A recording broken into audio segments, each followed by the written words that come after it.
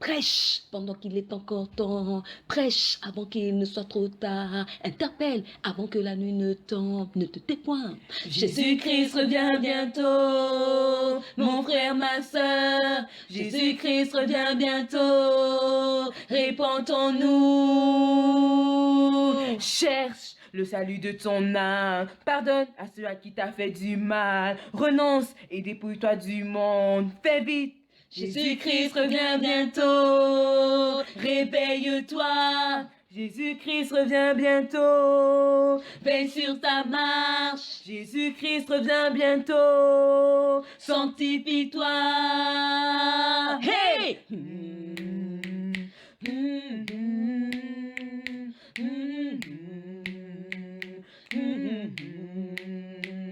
Hey!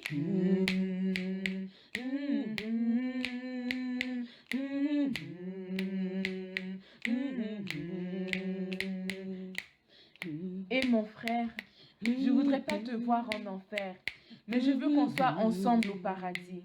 Répentons-nous maintenant, car après, il sera trop tard. Le temps ne nous appartient pas, encore moins le lendemain. Mais Dieu est l'alpha et l'oméga. Amen. Hey!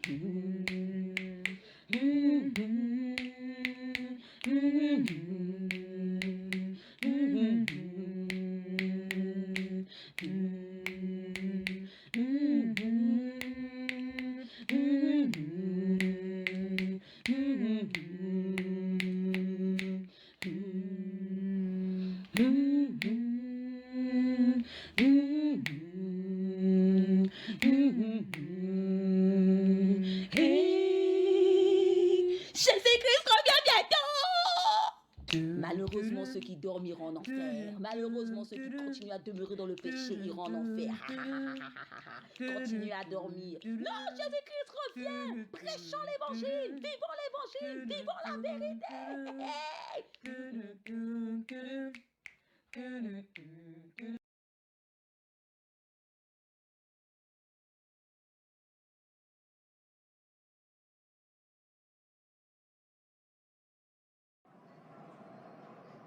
Hey, quelle surprise!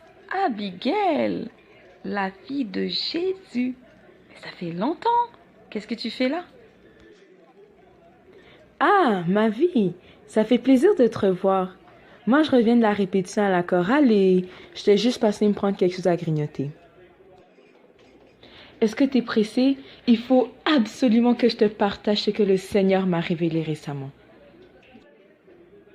Wow, Abigail, vu ton excitement, je pense que j'ai pas trop le choix. Oui, je crois que je vais m'asseoir et je vais t'écouter. En plus de t'écouter, si tu m'offrais un verre, je ne dirais pas non. Si tu vois ce que je veux dire. Le Seigneur m'a beaucoup enseigné par rapport à la sanctification et plus particulièrement le dépouillement extérieur. Ah, la sanctification. Qu'est-ce que c'est? Le Saint-Esprit m'a parlé en profondeur de la sanctification. Il s'agit de se dépouiller de l'intérieur, des œuvres de la chair qu'on retrouve dans Galates 5, 19 à 21, mais aussi se dépouiller de l'extérieur, des apparences. Tu vois ma vie, Dieu est saint et nous devons le servir dans la sainteté. Abigail, un instant. Le Saint-Esprit t'a parlé? T'es devenu pasteur ou quoi? Non mais tu sais quoi? Déjà que j'ai du mal à entretenir une relation avec le Saint-Esprit. Je sais même pas si j'ai le Saint-Esprit parce que moi je suis encore le genre de chrétienne, tu vois, qui est attachée à son pasteur. Si mon pasteur ne me révèle rien, je ne sais rien. Maintenant, je ne comprends pas comment toi tu me dis que le Saint-Esprit t'a révélé. J'aimerais comprendre. Est-ce que tu as consulté le pasteur pour vérifier si ton information est vraie?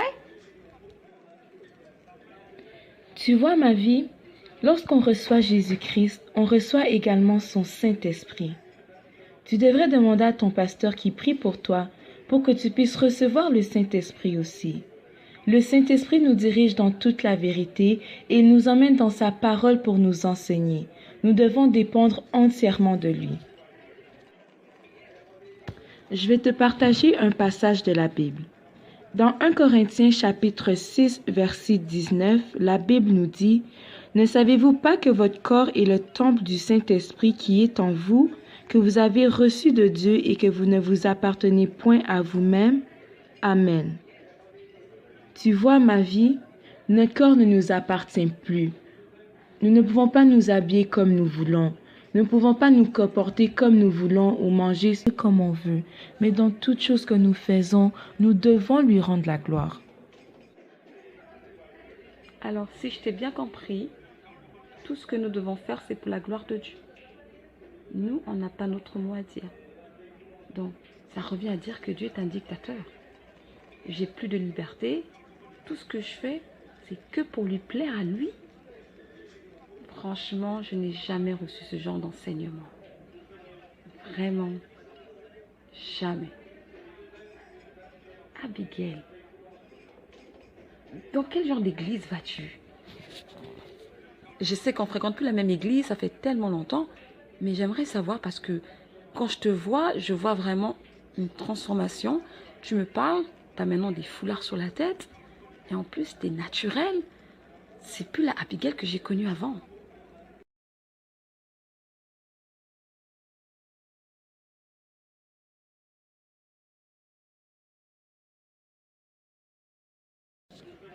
Ma vie, je te dis, le Saint-Esprit a bouleversé ma vie. Là où il passe, il doit nécessairement avoir un changement. Mais non, ma vie, Dieu n'est pas un dictateur. C'est notre Créateur et nous a créés à son image avec beaucoup d'amour. Tu sais, Abigail, j'ai toujours su que tu étais une fille très engagée et en feu pour le Seigneur Jésus-Christ. Et je t'encourage vivement à continuer dans cette voie, car c'est le meilleur chemin. Amen. Que le Seigneur continue de me soutenir. Moi, tu vois, je suis le genre de chrétienne qui se cherche encore dans le Seigneur. Tantôt tiède, tantôt rétrograde. Un coup c'est Jésus, un coup c'est les fêtes et les soirées en nightclub. Les copains par-ci, les avortements par-là. Des fois j'en ai presque honte. En fait, je suis encore trop attachée à la vie mondaine. Chercher la face de Dieu en profondeur, comme tu le fais, me fait peur, tu vois, car j'ai peur de perdre mon identité et de ne plus me reconnaître.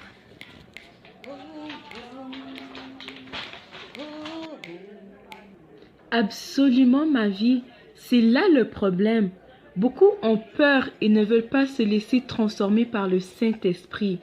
Ils ne veulent pas renoncer au plaisir du monde et au péché.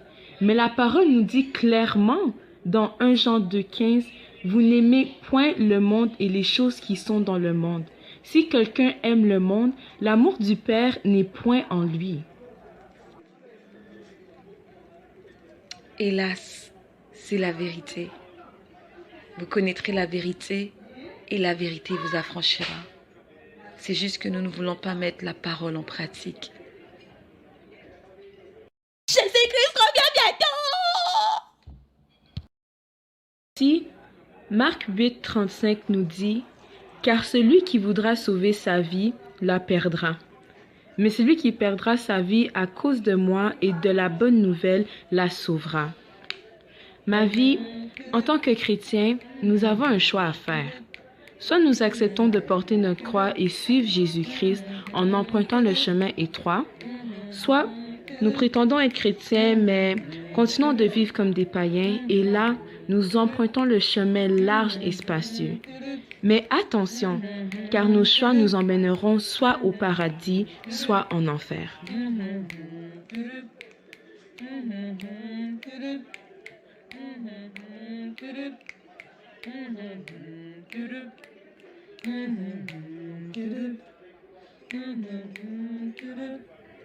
Tu sais, Abigail, je reconnais que je suis une chrétienne hypocrite, qui fait semblant devant tout le monde.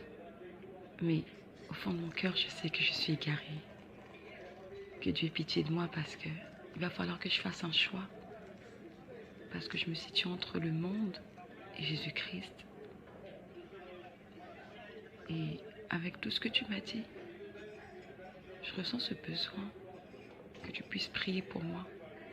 Je ressens vraiment le besoin de pouvoir, comment dire ça, revoir ma marche avec le Seigneur. J'ai envie d'un nouveau départ. Alors, s'il te plaît, Abigail, je voudrais que tu pries pour moi. Je veux grandir avec Jésus. J'en ai marre de tourner en rond, de courir derrière les hommes de Dieu pour avoir des prophéties. Je veux connaître le véritable Dieu. Je veux connaître son Fils Jésus-Christ.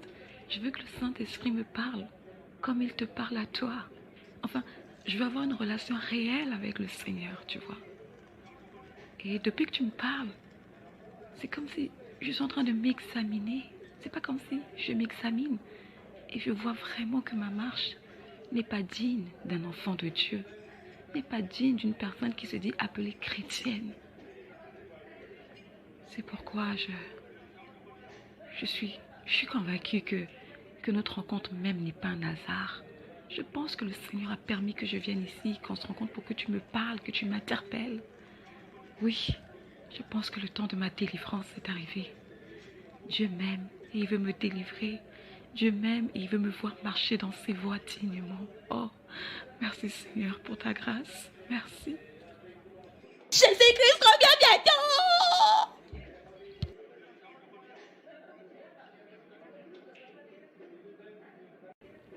Gloire à Jésus-Christ pour cela, ma vie. Il te faudra renoncer à la vie du péché, d'un cœur sincère et embrasser la vie de sanctification. Il faut accepter de vivre pour Jésus en pratiquant sa parole, mais surtout aimer ton prochain, tes ennemis, et pardonner à ceux qui t'ont fait du mal. Car il est écrit en Hébreux 12, 14, « Recherchez la paix avec tous et la sanctification sans laquelle personne ne verra le Seigneur. » Lorsque le Seigneur vient dans ta vie, c'est pour te transformer, te façonner, afin que tu marches dans ses voies et que tu fasses sa volonté. C'est pourquoi il est dit de lui qu'il est le potier et nous sommes l'argile. Alors, ma sœur, sois prête à ce que Jésus-Christ te donne une nouvelle forme. J'ai vraiment encore du mal à croire, à réaliser ce qui m'arrive. Dieu m'a donné une seconde chance. Moi qui menais une double vie, moi qui allais à l'église et à côté, je vivais comme une païenne. Dieu m'aime, son amour est réel. Oh là là, je lui serai reconnaissante toute ma vie. Je veux le servir, vraiment, le servir dans la vérité. Abigail, je ne sais vraiment pas comment te remercier. Je ressens un tremplin de joie dans mon cœur en ce moment. Maintenant, je réalise vraiment l'importance d'avoir des sœurs en Christ. Je suis bénie de t'avoir, Abigail. Et je te demande pardon pour toutes les fois où je me suis moquée de ta dévotion pour Dieu. Maintenant, je sais et je comprends qu'il est préférable d'aimer Dieu que d'aimer le monde. Il est préférable d'être rejeté à cause de Dieu et au lieu d'être accepté pour ce que nous ne sommes pas. Gloire à Jésus-Christ pour tout. Gloire à Dieu, l'enfant prodige est de retour. Ça dirait qu'on ait profité du coucher du soleil et là-bas, on pourra prier le Père aussi? Ah oui, ma sœur, je dis Amen. Allons-y.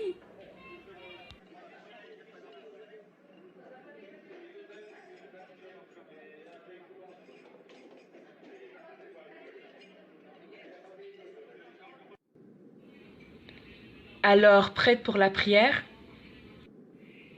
Oui, je suis prête au nom de Jésus-Christ. Prions. Merci Seigneur pour ma vie. Tu as permis cette rencontre pour que ta fille se rapproche de toi. Je prie que tu puisses augmenter la faim et la soif pour toi en elle. Que tu puisses l'emmener dans les profondeurs de ta présence et de ta sainteté. Comme elle se confiera à toi, qu'elle ne soit point confondue. Comme elle te cherchera de tout son cœur, que tu puisses te révéler à elle.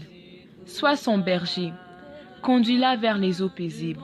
Restaure son âme et conduis-la dans les sentiers de la justice.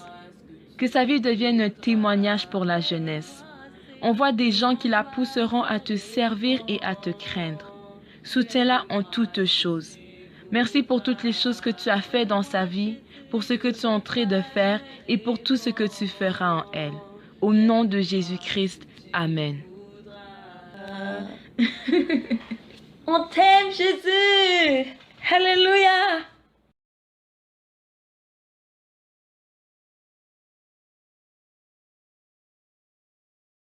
Bien-aimés dans le Seigneur, et à vous tous qui avez pris le temps de suivre cette animation chrétienne à caractère évangélique, je vous dis à très bientôt dans un prochain épisode de Animation, le salut en Jésus-Christ. Que la grâce et la paix du Seigneur Jésus-Christ soient avec vous. Et pour vous qui avez suivi cette animation mais qui n'avez pas encore reçu Christ comme Seigneur et Sauveur, je vous encourage à donner vos vies au Seigneur Jésus-Christ, car il est le chemin, la vie et la vérité. Et à mes frères et sœurs dans la foi en Jésus-Christ, je vous dirai une chose: travaillez votre salut avec crainte et tremblement, veillez les uns sur les autres, priez les uns pour les autres, et que Christ puisse être glorifié dans notre vie. Amen. Que cela soit notre partage à tous, au nom de Jésus-Christ. Alléluia. Ma sœur, réveillons-nous, ne dormons pas. Allons annoncer la bonne nouvelle. Jésus-Christ revient bientôt. Quoi? C'est vrai ça? Allons-y, maintenant. Ne perdons pas de temps. Allons annoncer la bonne nouvelle. Oh, je suis fatiguée. Non, pas de fatigue. Réveillons-nous, ressaisissons-nous. Jésus-Christ revient bientôt. Attends-moi, je parle en enfer. Jésus-Christ